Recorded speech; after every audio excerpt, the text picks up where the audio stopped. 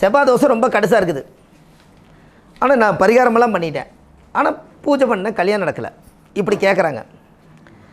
நான் ஒரு பரிகாரம் சொல்கிறேன் பாருங்களேன். காலையில் சூரிய உதயத்தில் ஒரு முருகன் கோயிலுக்கு நீங்கள் போய் ஒரு சேவல் வந்து கட்டப்பையில் வச்சுக்கோங்க. கட்டப்பைக்குள்ளே தான் சேவல் வச்சுக்கணும். முருகன் கோயிலில் போய் செவ்வரளி மாலை போட்டு ஒரு 7 முறை அந்த முருகனை சுற்றணும். சாமி கும்பிடுங்க. ஒரே நாளில் 6 முருகனையும் போய் நீங்கள் பார்க்கணும். 6 கோயிலுக்கு நீங்கள் போகணுன்னு. கிராம கோயிலே முருகன் கோயில் 6 கோயில் போகணும். அந்த பொண்ணுக்கு செவ்வாய் தோசை இருக்குது, புருஷன் வந்து அமையணும், கல்யாணம் நல்ல விதமாக நடக்கணும். செவ்வாய் தோசை கழியணுன்னா காலையில் சூரிய உதயத்துலேருந்து முருகன் கோயிலில் 6 முருகன் கோயில் எழுதி வச்சுக்கோங்க. ஒரு வாகனம் எடுங்க. ஆனால் இந்த சேவல் வந்து நீங்கள் கட்டப்பையிலே தான் இருக்கணும். முருகனுடைய வாகனம் என்ன?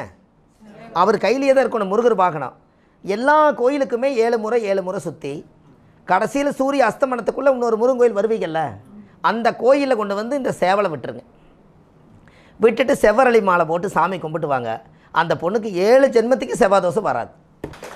ஐயா, ஒரு முருகர் காட்சி கொடுக்காட்டி இன்னொரு முருகர் காட்சி கொடுப்பார்.